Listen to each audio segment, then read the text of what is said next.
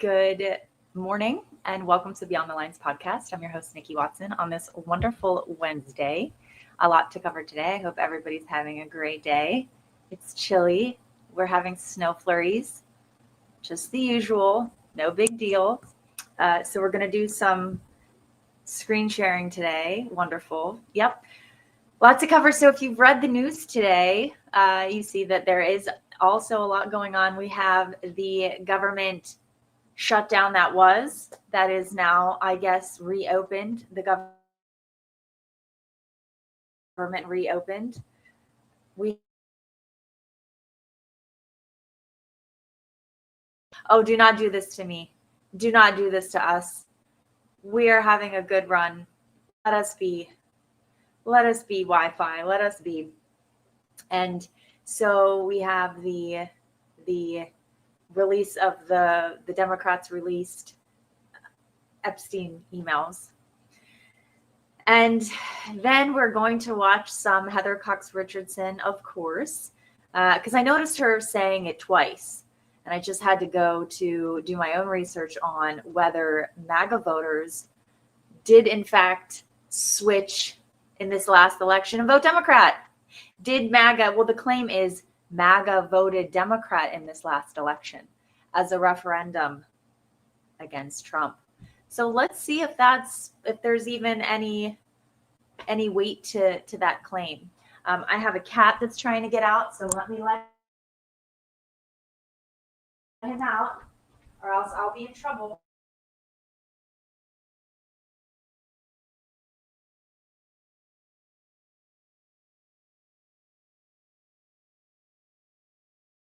Oh, no, come on, keep us going.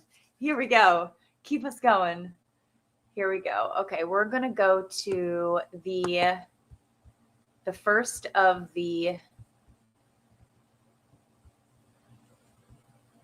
what we're doing here is, and this is obviously also what we like to do, social media literacy, So we're going to do that, and you can just judge for yourself, right? Okay. So if we go to, we're going to do a couple different things here. We're going to go to X, and then we're also going to go to WAPO.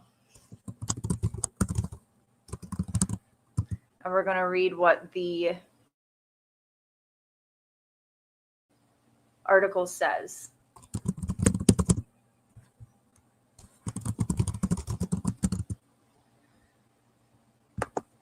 Okay, very good.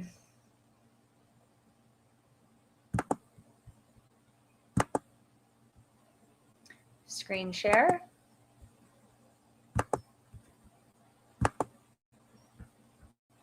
How's this look?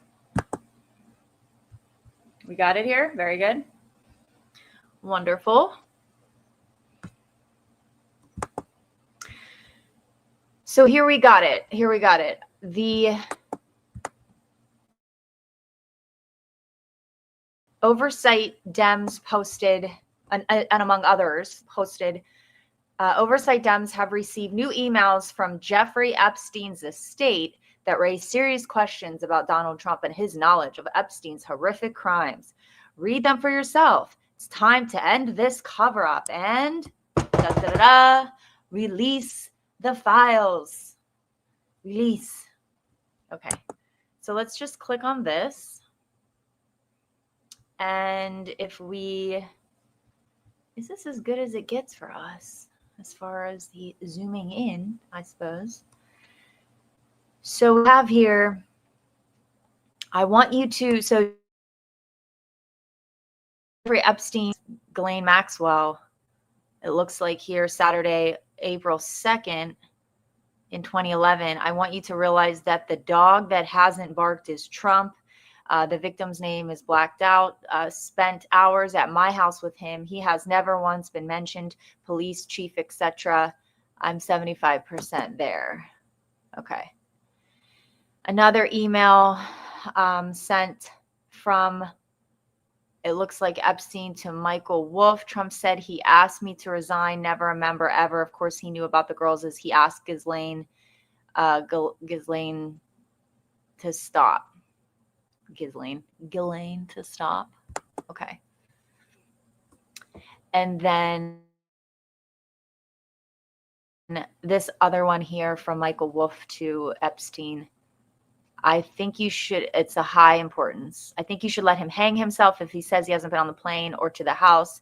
Then that gives you a valuable PR and political currency. You can hang him in a way that potentially generates a positive benefit for you. Or if it really looks like he could win, you could save him generating a debt. Of course, it is possible that when asked, he'll say Jeffrey is a great guy and has gotten a raw deal and is a victim of political correctness, which is to be outlawed in a Trump regime.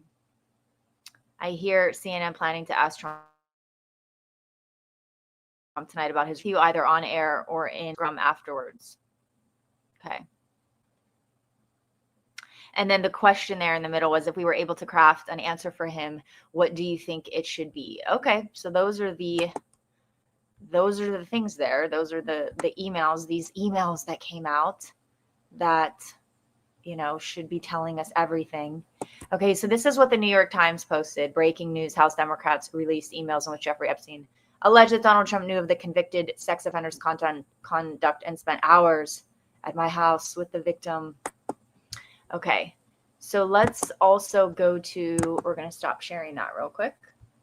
And then we're going to go to the Washington Post article here. So WAPO also posted newly released Epstein email claims that Trump spent hours with the victim. Right. Okay. So they're posting it on their main page here. WAPO. Release the files. Okay. Okay. So then if we also go to, what is the, so let's see here.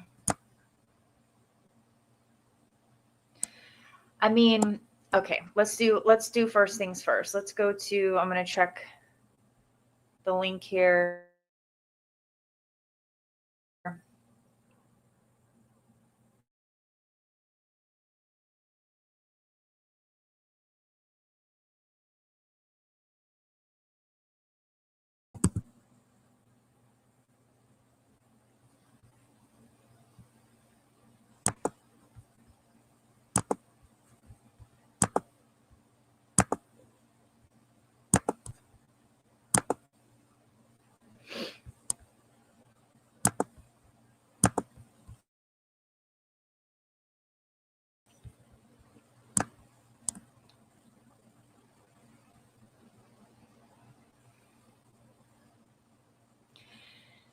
So the Oversight Committee posted, why did Democrats cover up the name when the estate didn't redact it in the redacted documents provided to the committee?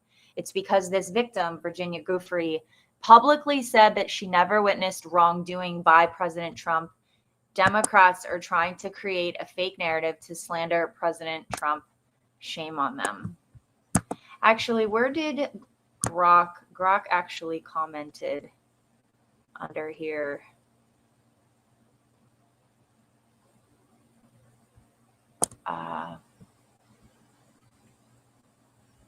Grok. So I can't find it here. I guess I'd have to pull it up on my, is this it here? So Grok actually said the emails newly obtained by House Oversight Democrats from Epstein's estate contain Epstein's unverified claims that Trump knew about underage girls recruited by Maxwell at Mar-a-Lago and spent hours with one victim there. However, they offer no proof of Trump's involvement in crimes. Epstein, a proven liar, was alleging this in private correspondence years after Trump banned him from the property over inappropriate behavior. This recycles known associations without new evidence of complicity or a cover-up. Trump publicly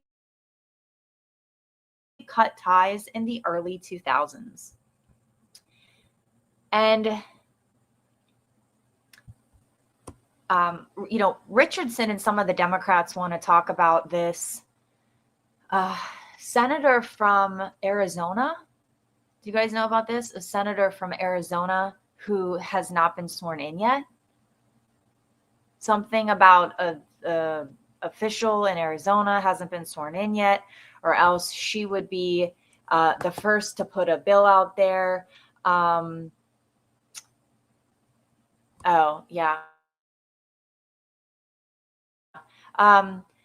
put a bill out there about releasing the Epstein files. That the reason why Johnson won't swear her in is because she would have enough power to enforce the Democrats to release, the files or whatever. But you also have Marjorie Taylor Greene over here saying that she would read the names on the list, on the Epstein list. She would read them out loud. So it's hard for the Democrats to play and the media messengers to play both sides and say, well, only the Democrats that are advocating for the release of the Epstein files, because it's not. It's also Marjorie Taylor Greene, it's Nancy Mace, it's Luna, it's Thomas Massey, all these MAGA people. Although Thomas Massey, I suppose, is not necessarily MAGA necessarily, but so it's this perception that it's Republicans only withholding the Epstein files. The Democrats are getting billboards with the money that they have. They're getting billboards that say release the files, release the Epstein files. So I know that that's a point of contention for a lot of people and what that means, and that we should be focusing on that and whatnot. And I don't disagree that that's not something that needs to come out, but the bigger story behind that is that what was, because the victims are, Virginia, she's already had her story out and everything, and then there's a couple other victims that are having trials. And so I think Marjorie Taylor Greene also, when she was on The View, she was talking about that and bringing it to the awareness of the public, is that it's exactly what is something that we could all agree on, right? This is not just a Democrats are advocating for this issue. And but no, I do see that is Mike Johnson. I mean, yeah, I think everybody's agreeing that, Mike Johnson is not favored. So I don't think anybody disagrees about that.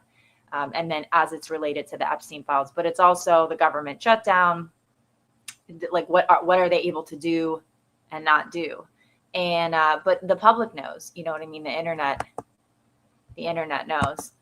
So if we go to if you go to X, and if we have anybody here from Blue Sky that just wanted to check it out, I don't know what you would find over there, but if you just plug in Epstein in X, one of the things that pops up is leaked documents show Israeli officer Yoni Koren stays at Epstein's Manhattan townhouse. You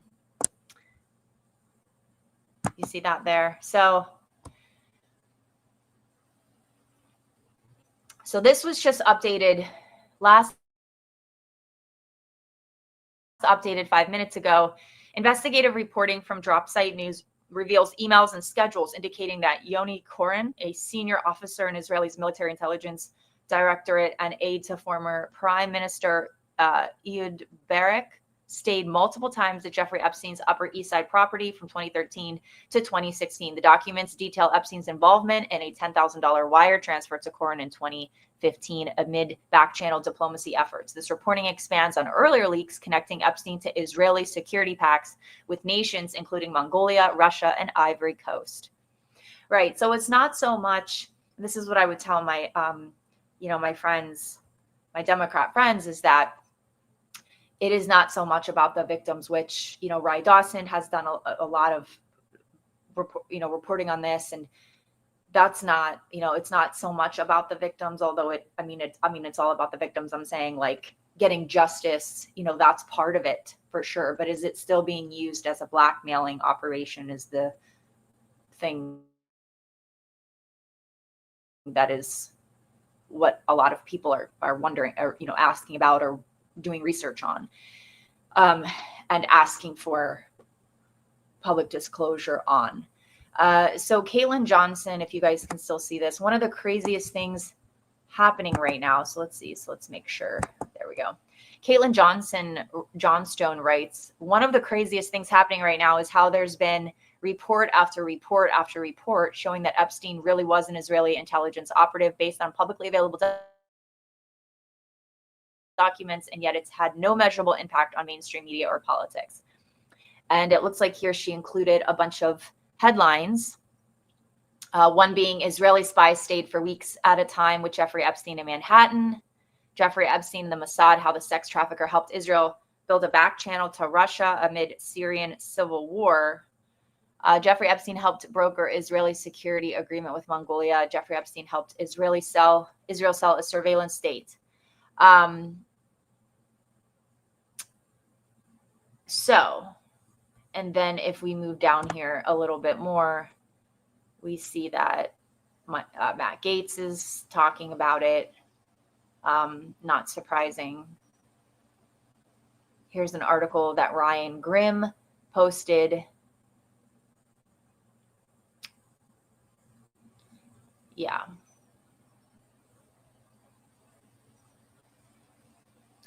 So the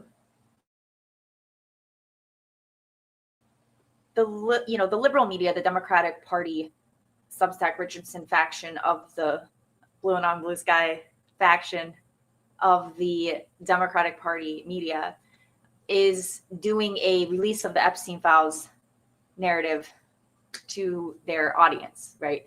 That this is like a huge thing, that the Republicans are stopping it, although we know Marjorie Taylor Greene has said she's going to, we could even look that up here.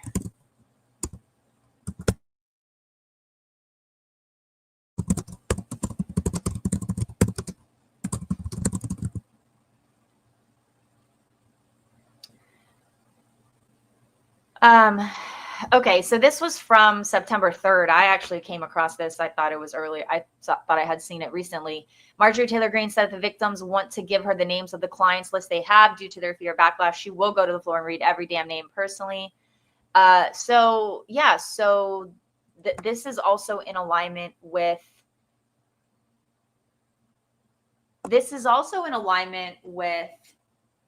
Marjorie Taylor Greene going on The View, right? And doing that dissemination of information to the quarantined Biden voter demographic that has been trained to not trust Trump, not trust anything that they hear that's not from their sources, which is New York Times, Washington Post, Richardson, the coveted few. So that was a really good thing that was a turning point, I think, for the public to be able to see those two narratives clash, and for Marjorie Taylor Greene to come out preferable, popular, and strong, and without backlash and the defamation that she's used to. We did get a comment here from YouTube. Bad week.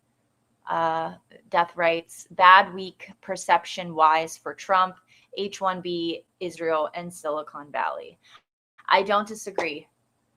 Yeah, I don't disagree. And I was thinking about going into the H-1B here and looking at the ways that the Democrats would run the story of H-1B, right? So we're looking at it and we're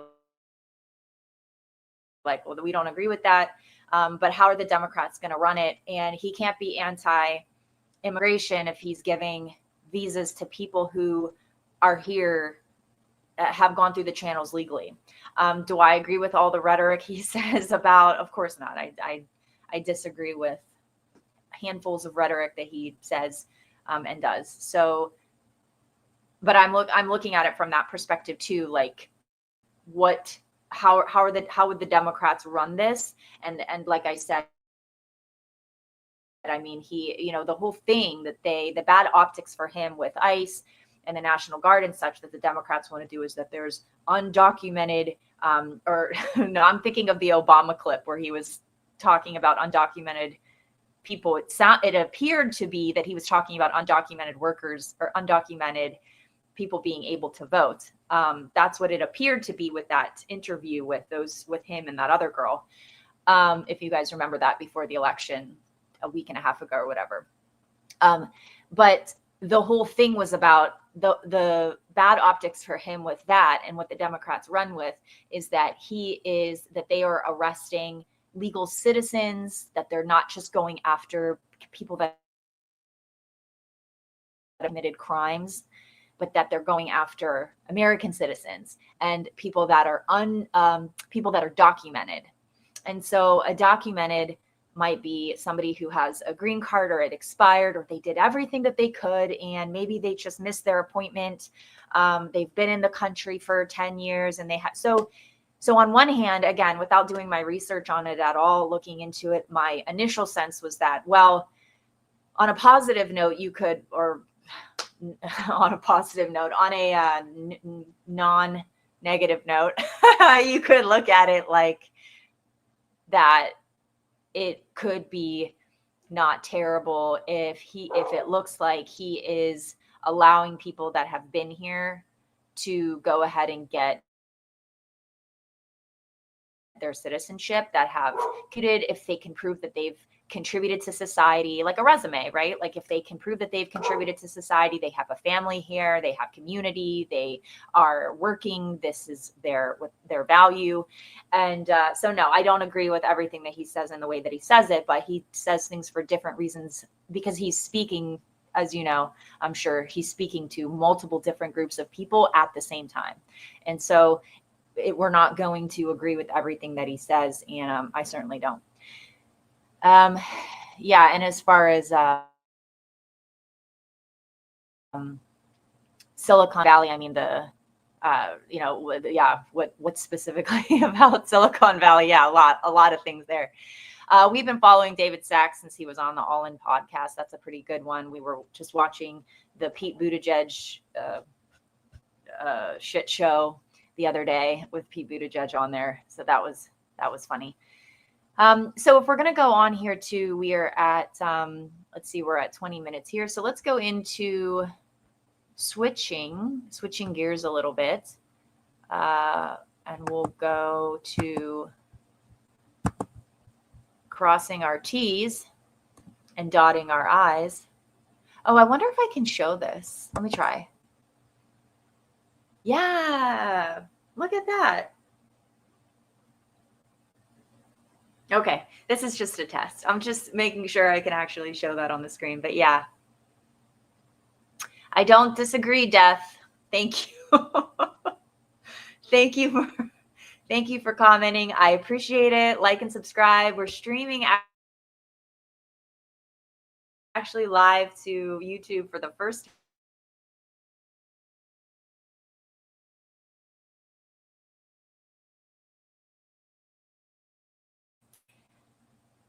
So I hope everybody enjoyed it. All right, so we'll pull that off there. Cool. That's fun.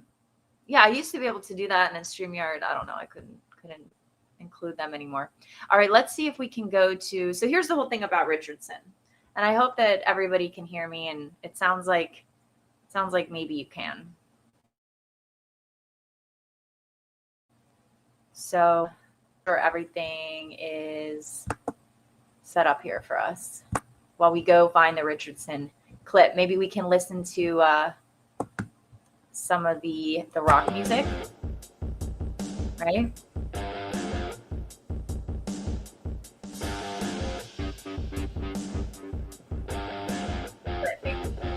Cool. All right, cool. Some of the rock music. Okay. All right, let's go to Richardson.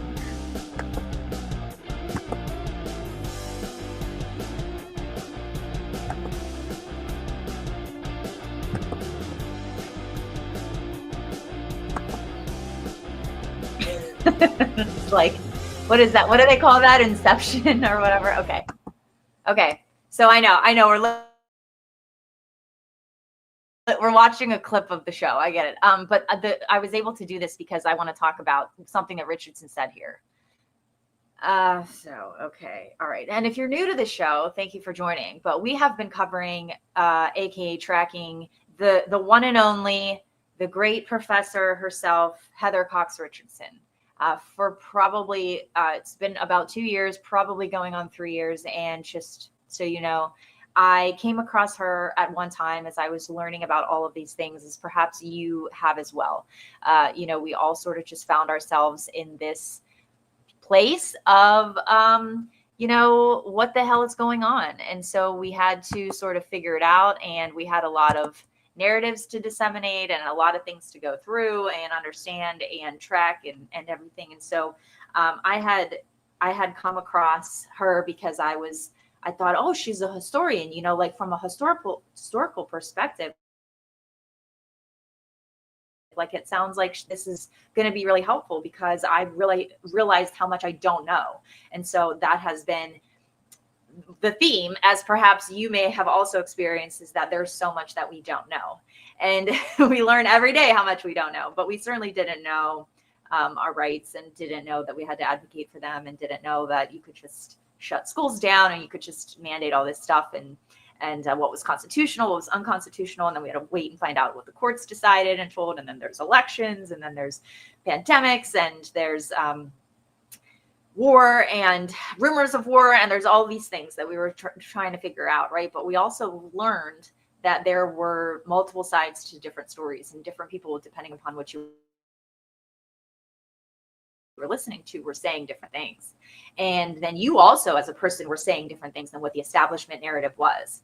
And so then it started to become tricky, because it felt like you were being asked to ignore your eyes and your ears, right? And your own lived experiences. You were being told the economy was good, but you're like, I am having a hard time, and a lot of people that I know are. And you were like, but there's this pandemic, and you're like, but why do we have to take, I don't know how much we're allowed to say on YouTube, but like, right. So the asymptomatic, all that stuff that there was a lot of questions, and we were sort of gaslit and curious as to why this was all happening. And then we learned about the different narratives. And so when Heather Cox Richardson came across my desk, I thought, oh, this is a great opportunity for me to check my blind spots.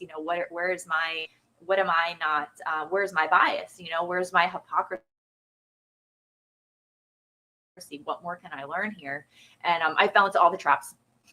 The hag archetype. I hook, line, and sinker. Guilty as charged. So I started to listen, and I was like nodding my head, and I agreed. And then I was like, I don't agree with that. That is not true. It's not just the narratives about Ukraine, and the narratives about the pandemic, and the narratives about the administration, and about Trump, and about Russia, and all the things, J6. And I was like, I've entered the twilight zone here, it seems, because this is being elevated as this official source, like the official perspective. And so I was very confused, and had to learn more. Clearly, I had to learn more. And so I'm still learning more. So we're tracking, we're listening, we're following. We don't disagree about everything. We, though, do recognize to call a spade a spade. And so one of the things that I've heard her say recently is that when she's talking about this, when she's talking about the last election, and then please go to the last shows if you're interested. Just the last couple. This was the Marjorie Taylor Greene one. I thought it was really good because it went over some of the Mamdani stuff, and sort of the questions that we have related to what it is that Richardson's saying. And she's not alone, by the way. I mean, she's just elevating other people's talking points, but other people also elevate her talking points. And she's quite a very popular. She has the #1 subscriber base on Substack. That's like her big rise to fame, is that she skyrocketed on Substack. So she has a huge following on Facebook. over 3 million followers now. So just gets hundreds of thousands of views and everything, goes live a lot. I mean, the chick works her booty off. You know, I don't know, you know, her living, you know, what she's doing for a living now, is far from what we're doing. But we try, we're working, we're chugging along. Like I said, we're streaming live now to YouTube. So we'll see. We've been on Rumble for 2 years. And so all of our old videos and shows are on Rumble. So you can check those out. And all the different topics, we go into all different things. But anyway, so here I noticed her saying that when she's talking about the elections on Tuesday, and we went into that blue strongholds, went to the whole thing. One of the things that struck me that she said was that this was a referendum on Trump, which we assumed that's what they were going to say. And then we sort of countered that by saying, well, these were blue strongholds. And even Marjorie Taylor Greene did on The View, where she said, well, Kamala took these 3 states. You know, this didn't come as a surprise. A lot of people say that the main media making results of the election on Tuesday did not come as a surprise. And as Marjorie Taylor Greene said, it wasn't so much a referendum on Trump, but more so on a reflection of where the Democratic Party is. We spent time with Richardson talking about her or whatever she's communicating to her audience about what she thinks is going on in this moment in time. Which a little bit of pieces I would agree with, but it is very interesting. And so I would recommend if you're interested to watch that. But so one of the things that she said that really struck me was that she was saying, you know, this was a referendum on Trump, but also that MAGA actually came out and voted Democrat in this election. Super interesting that she would say that. So she said it in this clip, and she also said it last night. So we're going to watch that. And then we're going to look to debunk it and see, did MAGA vote for Democrats in this last election? Okay. Let's go to where we're at here. Visceral repudiation of what the Trump administration has been doing. And in the districts that by far more points than people expected them to toward the Democrats, what you saw actually was not just Democrats voting, not just Republicans voting for Democrats, but even MAGA crossing the line and saying, we're going to vote against the Trump administration. Nobody said that. Nobody. Okay. All right. So I would agree there that nobody said that. It's a conception. That nobody said that. So she's saying, let's listen to it one more time. So we're making sure.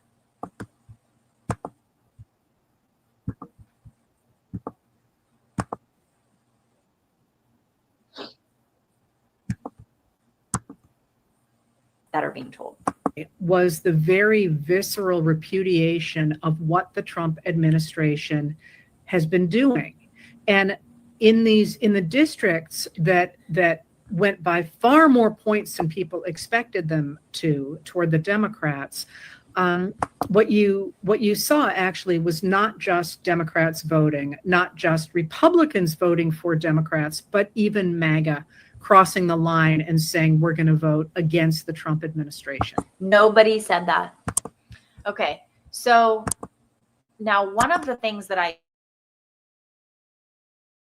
can, pretty much the only thing that I can think of that would prompt her to say that is because and she said at one point that MAGA influencers on social media, I'm assuming X, are saying, I'm done with Trump. Okay. Which you would agree probably. You go to X, you find, I mean, we could do it right now. You go to X and you could find a MAGA influencer who is been done with Trump, right? Because of all the reasons, because of the war in Iran, because he hasn't released the Epstein files. I mean, even our guest Death, who came on and commented about it. But this has been a criticism of the Trump administration, right? There are definitely criticisms, and that isn't that so interesting, because one of the criticisms against MAGA is that they blindly follow Trump. They don't ever criticize him, and that has been their whole MO for how long? Is that MAGA can't think for themselves and they just follow him and they don't critique him at all. And that couldn't be further from the truth. And we've gone over that a lot. But Richardson will even support that claim that MAGA actually does hold their elected officials' feet to the fire. And this is what we voted for. This is not what we voted for. And so if she were to give credit where it's due, she would credit, like, again, Marjorie Taylor Greene for one. So I did hear her say something about people on social media, MAGA influencers or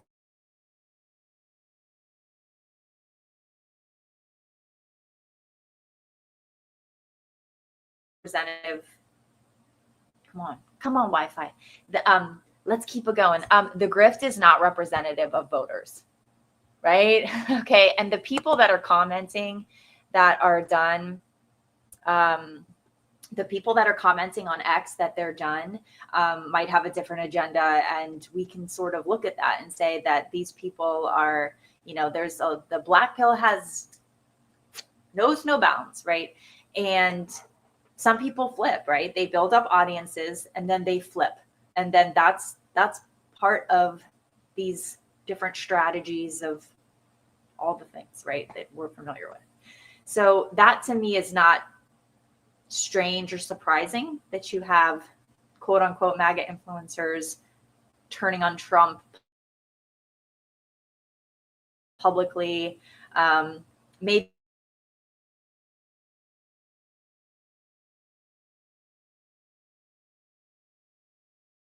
do. Let's go. Let's keep it together. Death asked, how was turnout? Yeah, so that's what we were just talking about here, is that we're going to look into the claims that Richardson's making. So, and trying to understand where she's getting her information from. And if she's just using, because I would not use, Barbie, insurrection Barbie or whatever.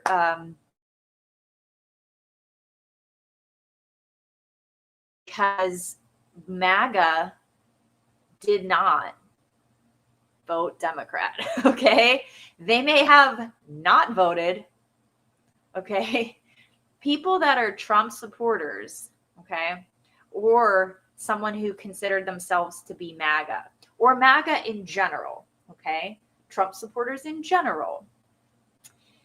They did not then, their way of doing a referendum on Trump might be to go on social media, might be to call their representative, or to just not vote at all. And I would be more likely, I'd be more inclined to go in that direction, because if we looked it up, and I'm not sure, that maybe Republican turnout was not as great as we would have liked, we would have expected. Again, they were all the tit for tat and dissect the data points of the down ballot races. We could do that. And I, for one, in my area, a number of Republicans went uncontested. So there is no evidence, again, just for me, just in my sphere, my empirical and anecdotal evidence does not support that there was any at all, let alone significant flip from the MAGA voter to Democrat. You understand? Nobody's doing that. Just so So she suggested it once, and here we're going to play it again that she suggested it twice. So we're just going to, I was going to leave it alone, but since she's brought it up again. So Death, we're going to get to your question, which is how was turnout? Yeah, we're dissecting that now. Okay, so let's go to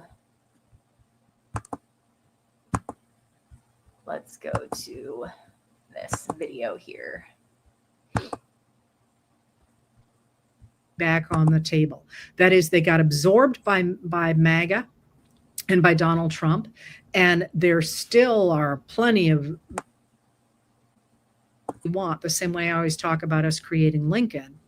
But similarly, the Republicans seem now says that way. Let's just spend a little time here real quick. We are seeing quite dramatic changes in both parties. The Democrats are changing really pretty dramatically right now, and I think that's why people who are newly involved or newly aware of just how bad things have gotten are frustrated right now. But the more you speak up about that, the more we will create the leaders we want, the same way I always talk about us creating Lincoln. But similarly, the Republicans seem now to me to be back on the table. That is, they got absorbed by MAGA and by Donald Trump, and there still are plenty of viciously MAGA people. Right now, the president is MAGA and running things. But increasingly, and if you look at the results of Tuesday, which also have a huge play in here, a lot of the people who voted for Democratic candidates last Tuesday had voted MAGA in 2024. So all of a sudden, all that stuff is back on the table. And to my mind, frustrating though it is to step backward, there's an awful lot of signs that the efforts people are putting into moving forward are, at the very least, messing up the status quo and quite possibly creating a different set of coalitions to move forward into something very different. So I don't know. I just started out by saying, I don't know where it goes. I really don't know where it goes. But the other piece of So we are going to listen to the rest of what she's saying. Okay, we're going to listen to that. And we might actually listen to that one again. So what she's saying is that MAGA actually came out and voted. So why are they saying this? Why are they suggesting? Why are they framing it this way? That they want to frame it like MAGA came out and voted for Democrats. What would be the point? What would be the benefit of framing it that way? Does it have to do with the number of voters? Because that doesn't really make, it doesn't, like, you could say Republicans voted for Democrats, right? That would make sense. We Sure, there's a lot of anti-Trump Republicans. There's a lot of Republicans who, would vote for Democrats. There's independents that just vote based on who, they want to vote for. They would then on oftentimes, like in swing states, for example.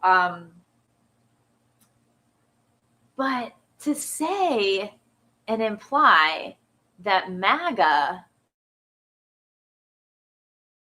came out and voted for Democrats, that doesn't make any sense. Like Virginia, for example, why would MAGA wouldn't vote for that woman who won? Who would MAGA vote for in New York? The Republican candidate. Look at what Marjorie Taylor Greene said. Okay. She's sort of, she's been MAGA, she's America first. I mean, she's sort of the, she's MAGA, So listen to what she's saying. She's saying that she would have voted for the Republican candidate because she wouldn't have voted for Cuomo. because of all the things that he, the things that he did in 2020. He was one of the most unliked people in the whole country, as one of those governors that was facing lawsuits about putting, Pennsylvania Governor Tom Wolf did it too, putting COVID positive patients back in government funded nursing homes. In the state of Pennsylvania, that's where 2/3 of our early deaths occurred. March and April of 2020 was because of those positive patients going back into those nursing homes the government runs. Levine pulled their mother out of those homes. That was the director of health, who then Biden turned into, what the position that Bobby Kennedy has now, the Health and Human Services Director now. Dude, wild what we've been through and what we've seen and what has been, what we've seen and what has been seen. So, and they're not voting for Mamdani. Is MAGA voting for Mamdani? No. Are they voting for, and the candidates in New Jersey? No, I mean,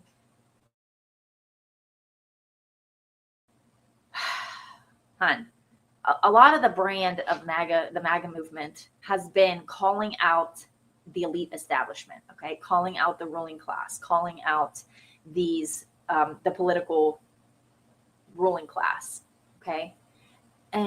So the Democrats have been on the chopping block, okay? But the Republicans are also on the chopping block. That's the difference, and that's what we're encouraging you to do. And it seems like, in a way, at times, you're doing that. You're doing this. You're bringing up Lincoln. You're talking about, like, in a couple shows ago, we reviewed you talking about Schumer, like, hey, we're going to do our own thing now. We're going to leave these people behind, in a way, like you were insinuating that.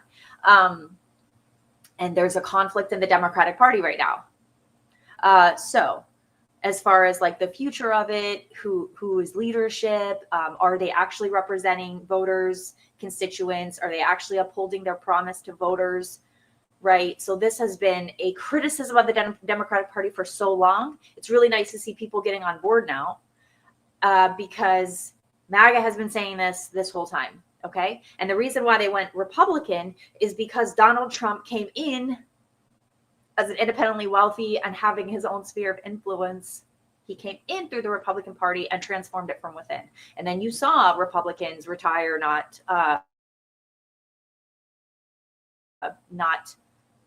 stay in politics. Mitt Romney, as an example, Liz Cheney, Adam, all these people that, right, there's been a rotation of elites in the Republican Party.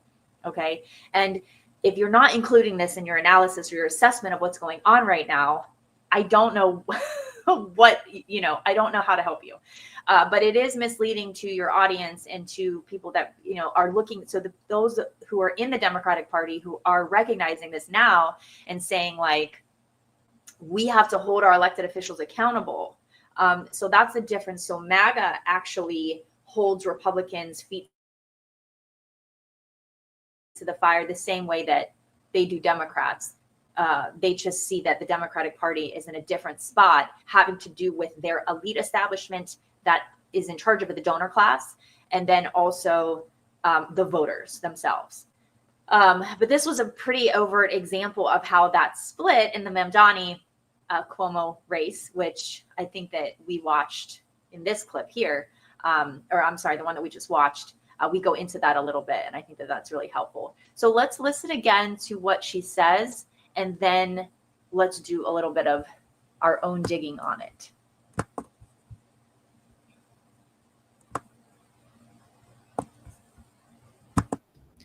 Frustrating though it is to step backward, the candidates last Tuesday had voted MAGA in 2024. So all of a sudden, all that stuff is back on the table. And to my mind, frustrating. So weird.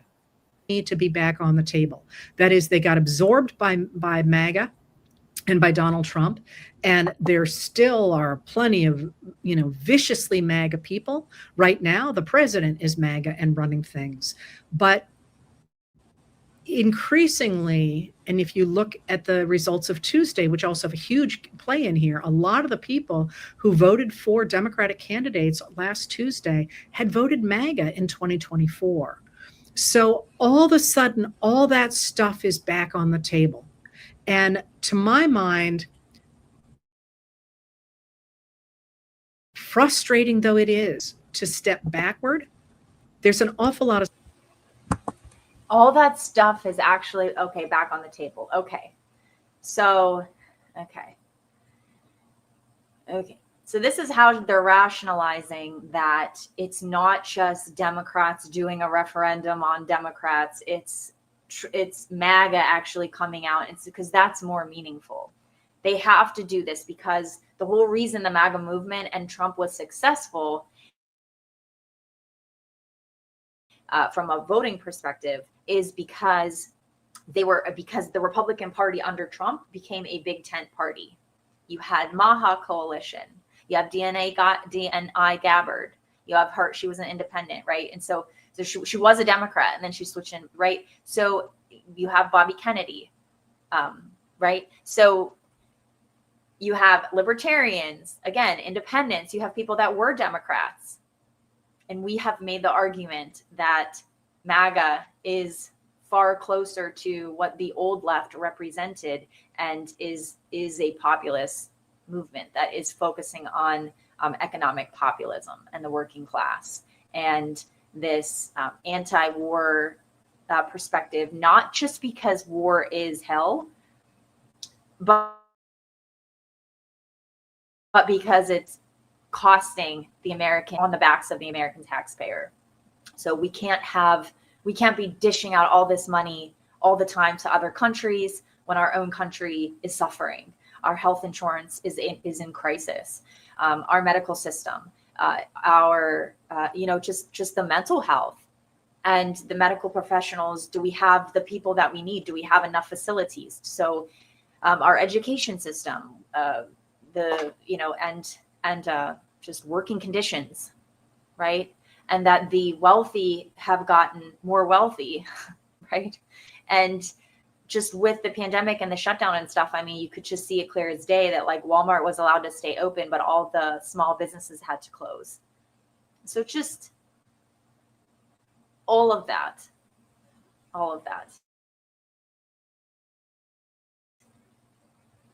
It does not make any sense. And the only reason that they're doing this and saying this is because they have to steal the MAGA playbook. They have to appropriate the MAGA playbook for themselves to try and law of attraction, this rotation of elites on their end, because they don't have any other choices. They don't have any good ideas. They don't have the energy because the liberal establishment has become so disconnected from regular people, from their voters, from the people that they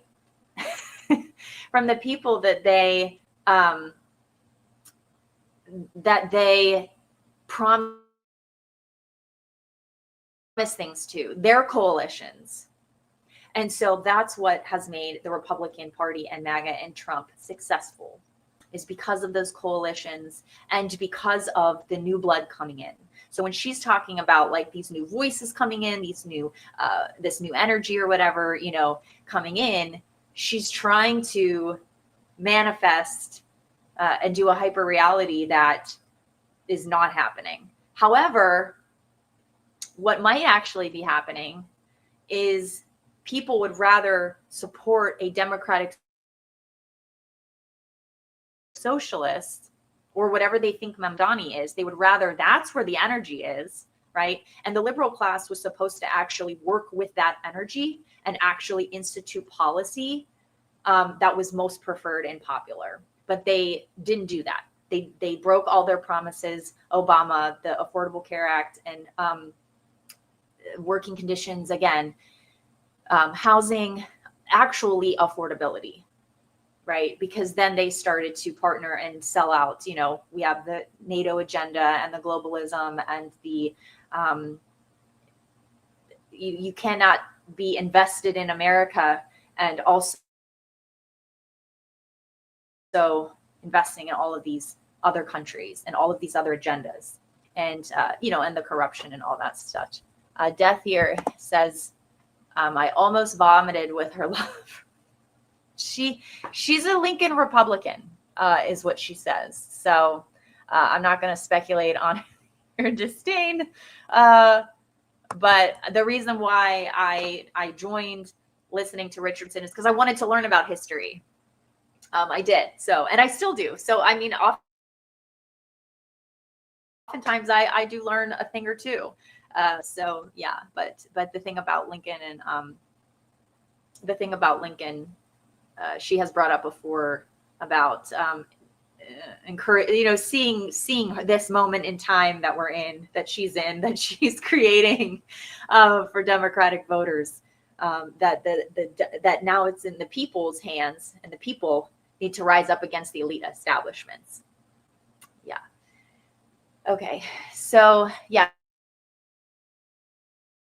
So let's dig into a little bit here as to is this? Here we go. Here's what we're going to do just for fun. Wait, what's going on?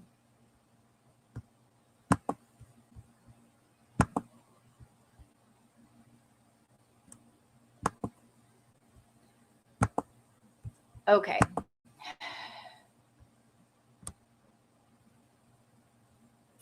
So here's what I did, because I needed to do the research here. This is just where I started, and if I'm doing this wrong, please let me know. Is there evidence to suggest MAGA voted for Democrats in this past election?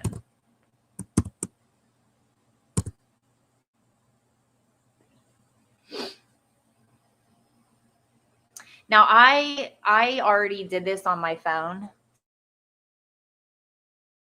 so I don't know if these results are going to be different, but I think we'll just read. Yeah, this is about what came up for me.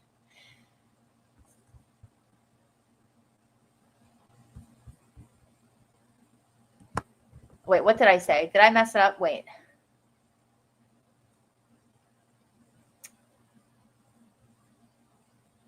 Oh, no. I said, sorry, let me edit this. Is there evidence to suggest MAGA voted for Democrats in this past election in November? See, it took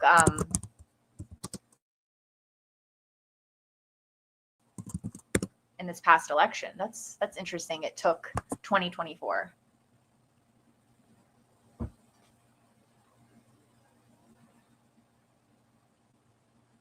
If this is different than the one that I have on my phone, I'm going to read the one that I have on my phone, because no.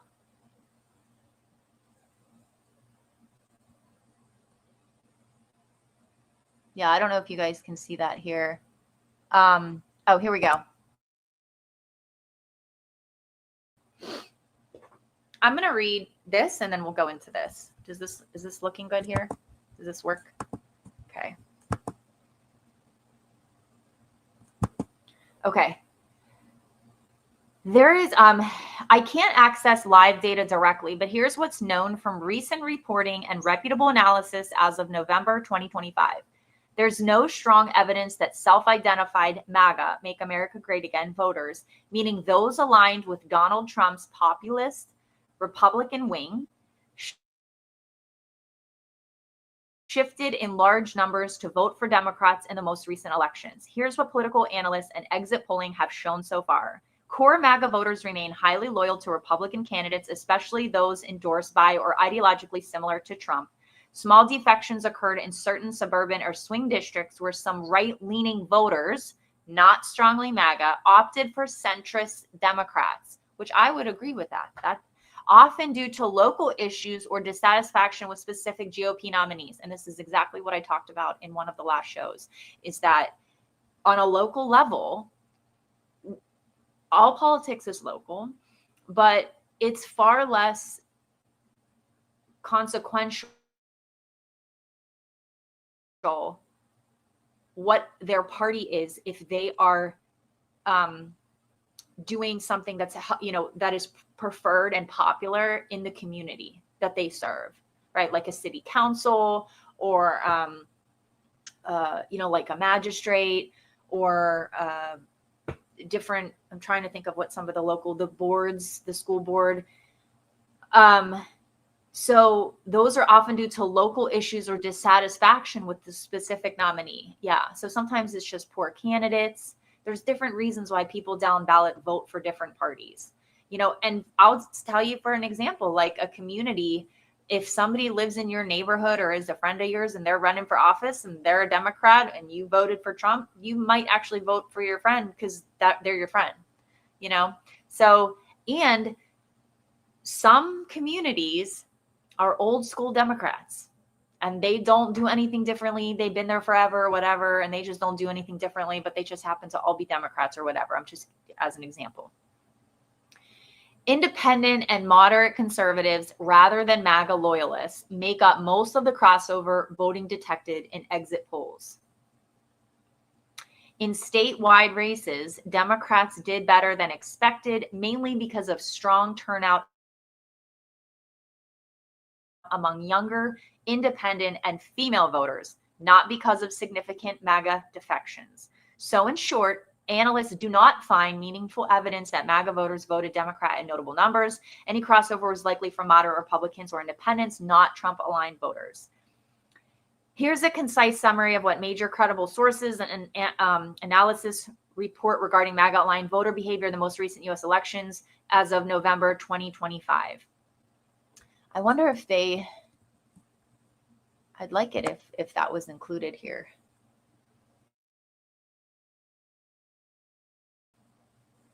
Huh. Analyze 2025 off-year elections. Let's see here. Ooh, it's running away from me there.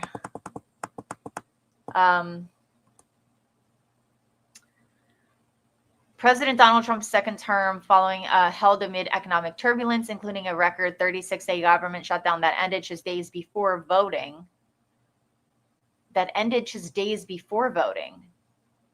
Huh. The government shutdown that ended days before voting? Or do they mean after voting? And Trump's approval rating dipping to 37%. The results delivered a resounding Democratic sweep.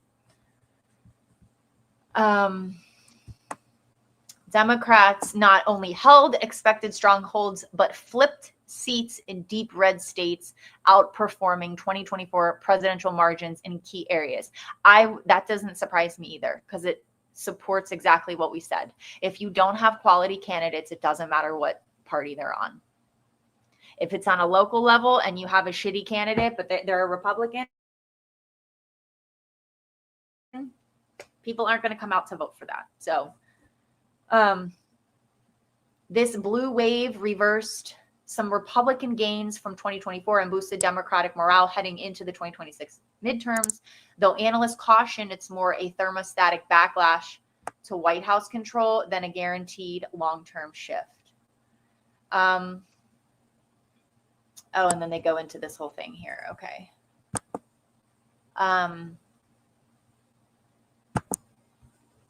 Okay. So I'm going to read this here because I just wanted to, again, support, and I might even, I don't know if I can copy and paste, get this to support as my source in the description. AP Votecast, Associated Press, Nork at U Chicago. Voters who self-identified as strong Trump supporters, the clearest MAGA proxy, voted Republican at rates above 90%. The small percentage who voted Democrat, 3 to 5%, matched historic levels of minor crossover voting. No measurable shift. I guess the small percentage who voted Democrat matched historic levels of minor crossover voting. Key driver of Democratic wins, high turnout among younger and suburban voters, not GOP defections. You see? So Richardson is saying a lot of MAGA actually came out and voted Democrat, right? She used those words. She didn't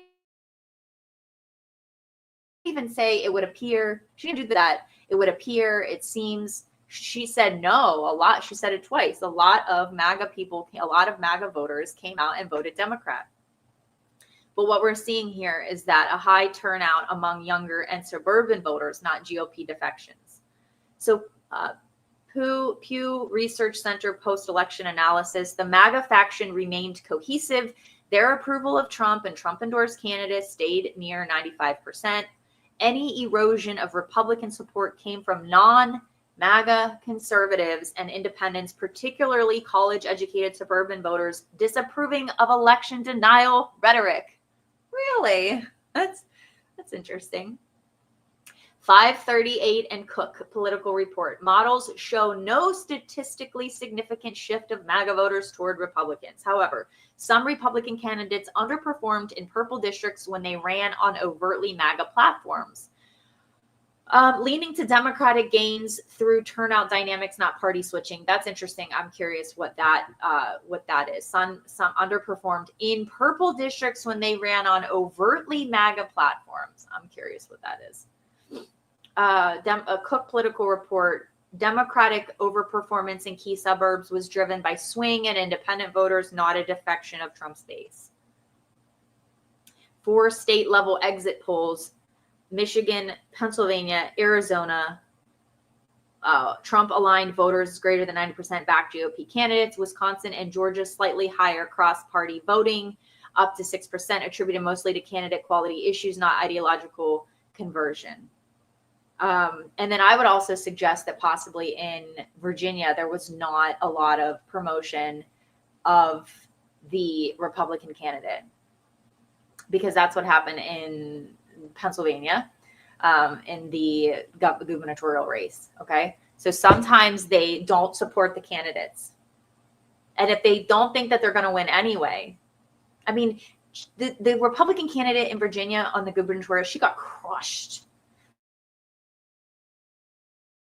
Like crushed.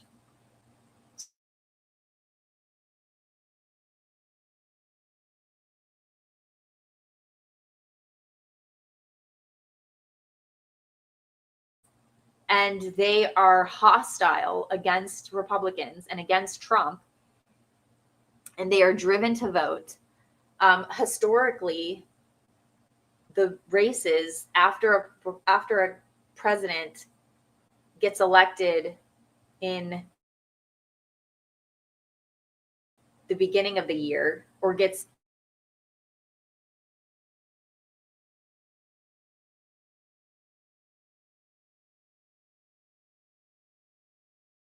he said that, most likely this was going to be the case. So it doesn't surprise me if a candidate on a local level, and MAGA is more on these big policy issues. It's more the federal government. It's the whole thing. States on a local level. Okay. And so a candidate on a local level doesn't have to promote themselves as MAGA. Like, they don't have to say MAGA. Okay. They don't have to say MAGA. They can just do the work, and some of these poignant issues, maybe like the trans thing, if that's a poignant issue in your area,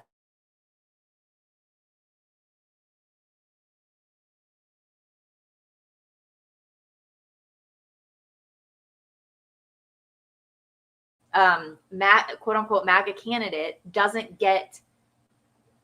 win in those areas, it doesn't mean that there's not a MAGA faction or, a counter culture in that area. It just means that it's not most popular. Like I said, because there's some very liberal areas where that's what they want. That's their culture. That's their area. And if you don't like it, you can, stay and fight, or you can move. And that's the same thing to go for other people. Like, if you're in a deep red MAGA area and that's what you But there's still probably going to be some sort of group of people that are there fighting against that agenda or against that vibe, against that energy, modus operandi. So yeah, the United States is a very interesting place. It's very dynamic, a lot of different places. That woman, that horrible, wretched woman, Jennifer Welch, was saying about how she's so racist, and she's talking about how we don't have any culture. The only culture that we have in America is multiculturalism. Just such a very racist woman. There's a lot of culture in the United States. There's a lot of different demographics.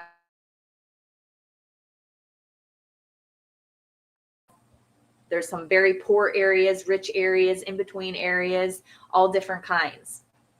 You got the rural rich, right? You got the urban and the city, and yeah. And what's good for the goose isn't good for the gander. And so that's why all politics is local. But MAGA on a federal level, okay? That's why I'm not surprised by these.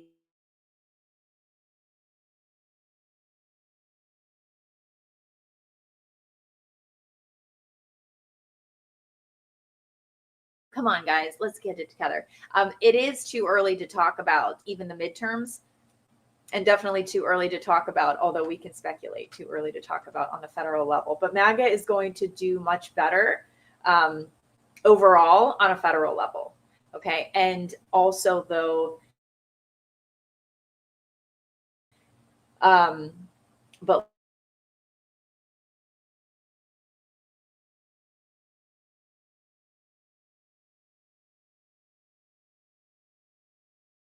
so all reputable analyses, there's no empirical evidence that MAGA voters meaningfully switched to Democrats. Instead, Democrats benefited from turnout and issue-based motivation, abortion, democracy, local economics. That's actually interesting too, because I brought that with the abortion issue, because I brought that up last time, is that I think that there are fears that states are going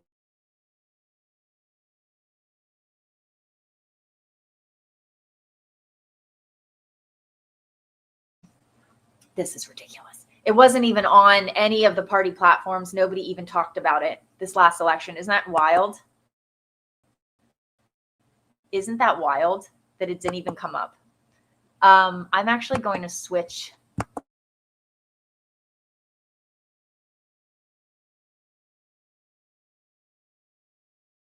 Come on, guys.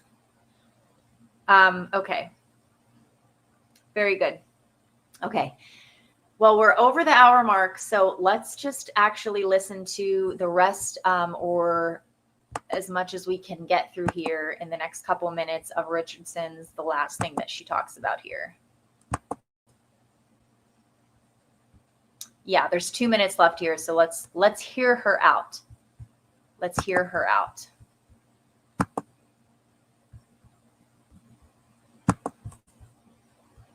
Signs that the efforts people are putting into moving forward are at the very least messing up the status quo and quite possibly creating a different set of coalitions to move forward into something very different.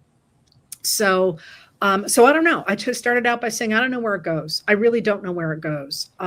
But the other piece of that is I do think there is one group that is going to determine where it goes, and that's us. I think the weight of our political system has shifted to the American people, and we can build on that. We've got to build on that, and as we do that, we'll have a lot of influence over who starts to run the table.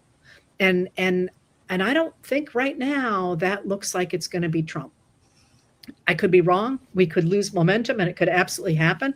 But that's not the bet I would take right now going forward. And I think if you do the same thing, watch people, watch how they're reacting, watch the people in power, who looks like they're confident and who's scrambling.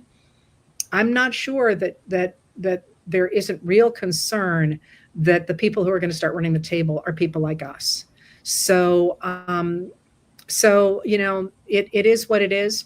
I'm waiting for the day to come when I'll be like, yeah, I'm done. We can all just kayak and eat M&Ms. Today is not that day, but it's also not, I think, I don't think it's the end at all. If you think about political parties and how they're changing, it looks more like a beginning to me than anything has looked in a very long time. But of course, you might say she's been saying that for 6 years, and that would be fine as well. I have been saying it for actually more than 6 years. I've been calling out the Republicans now since 1997. But I don't see how you keep this status quo any longer with this many things in play. And I think the next couple of weeks are going to be extraordinarily busy.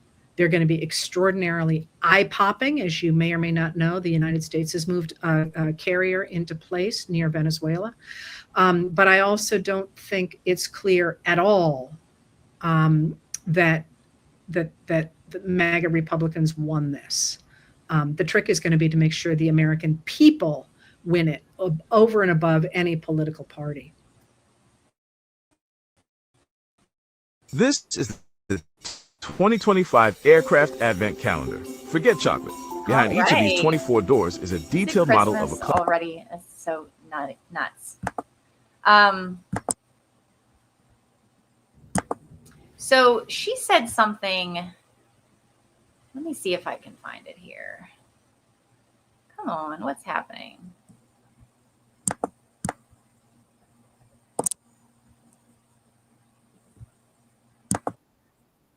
Money is like, we can't give this back. He said, with regard to not simply undocumented immigrants, should not have been able to happen. So, and that's going to go over like a, the Democrats did not get the extension of the premium tax credits for the Affordable Care Act, which is, crucially important. Today saying, let's just vote on it. There isn't an it. The Republicans the attempt to get rid of those insurance markets simply because the American people. And I didn't have time to talk about other stuff going on in Montana and so on. But the only here, I just want to end on this. More, for example, that call your Republican representatives, the ones who are saying, hey, we got to do something about extending these the premium tax credits. That matters. It matters a lot. And the more people do it and the more they yell, the more stuff is going to come down in such a way that it's good for the American people. And I didn't have time to talk about other stuff going on in Montana and so on. But the only thing I would say about protests right now is by all means complain about the direction of the old Democratic Party. But don't forget ever that the reason that the Democrats were in the position they were in was because of Trump and the Republicans. Make sure that you keep your focus on who the real culprits are here, because it's really easy to complain about the person who didn't manage. Someone said, I'm done. They didn't protect me. And it's like, they're a minority party and they did their best to protect you, but the person who's actually hitting you is the person we need to be focusing on, which is Trump and the MAGA Republicans. And by the way, that is not a partisan position. That includes independents. That includes Republicans who don't like MAGAs and what they are doing. But now is not the time to back off and say, oh, I'm done, I quit, that I'm always going to get betrayed or whatever. Now is absolutely the time to speak up.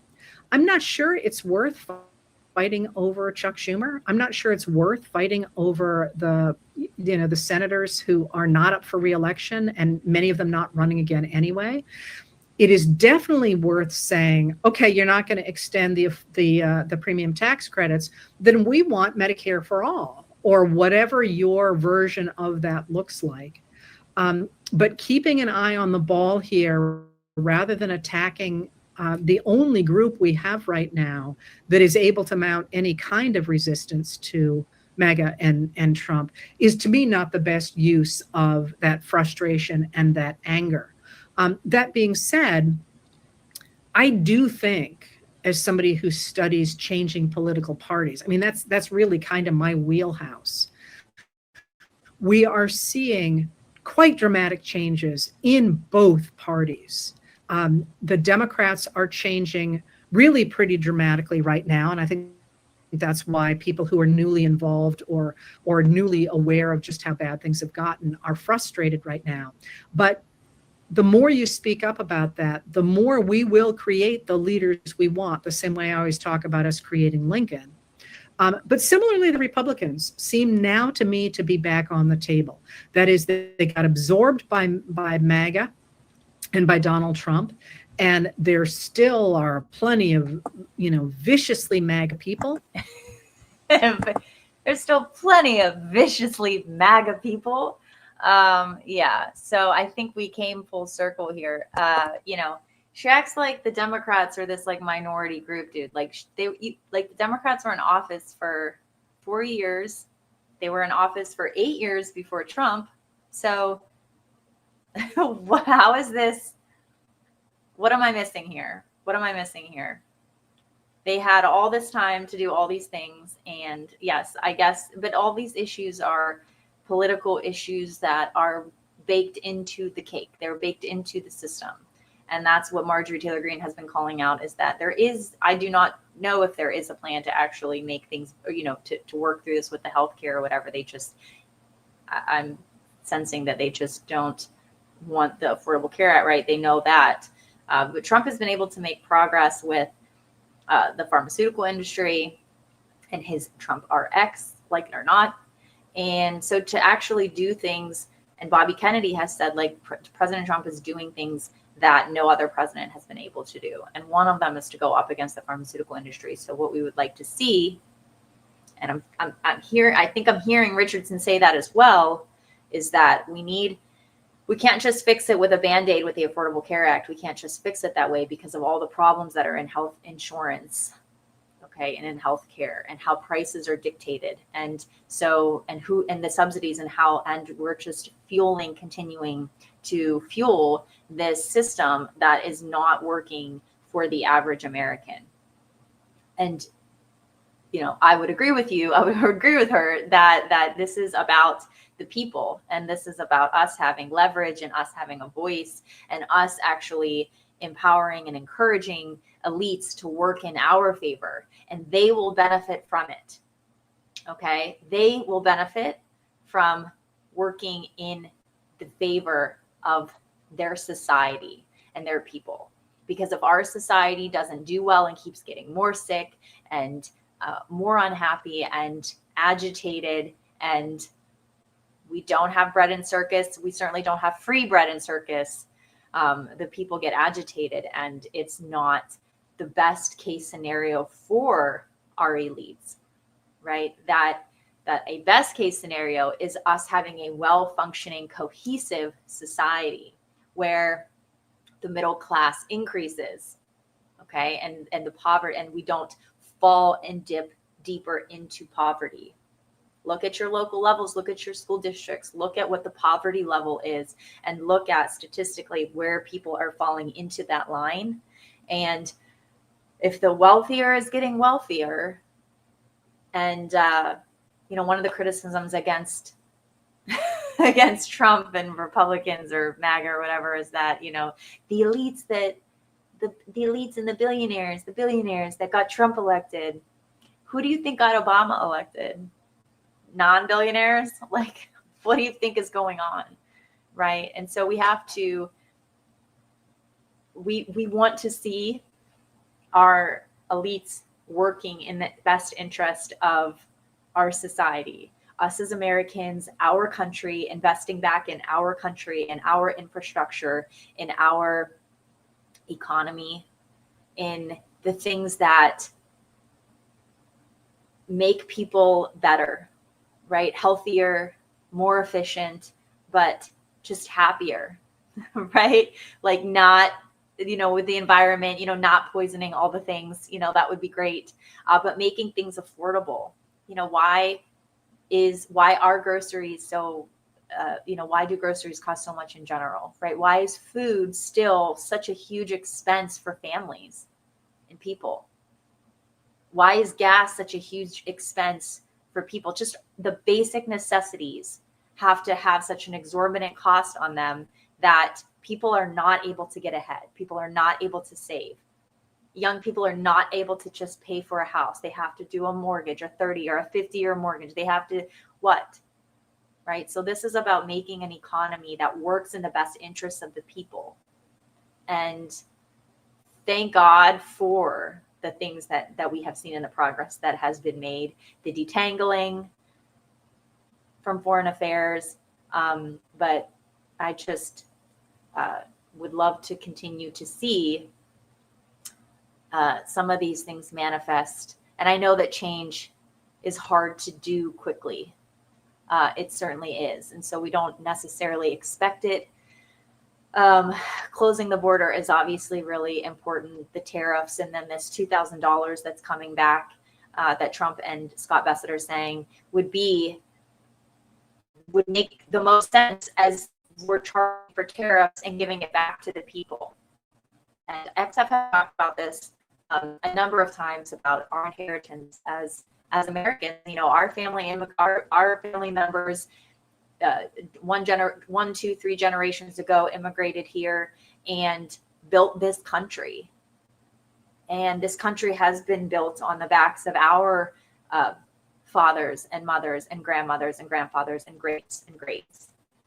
You know, our family members that lost their lives in wars, that fought in wars, that are still enlisting today. So this world is our inheritance, and we have to work together. But we are relying on, again, elite establishments to get their shit together and move in the best interest of our citizens. Because if this only goes the other direction there, it works in everybody's best interest if that is the case. If we're a growing population, we're a growing economy, that would be the best for everyone. So on that note, about an hour and 26 minutes, thanks to our guests that came and commented. Really appreciate that. And hope you enjoyed the work that we did today. And like and subscribe. And I will catch you next time. Thanks so much.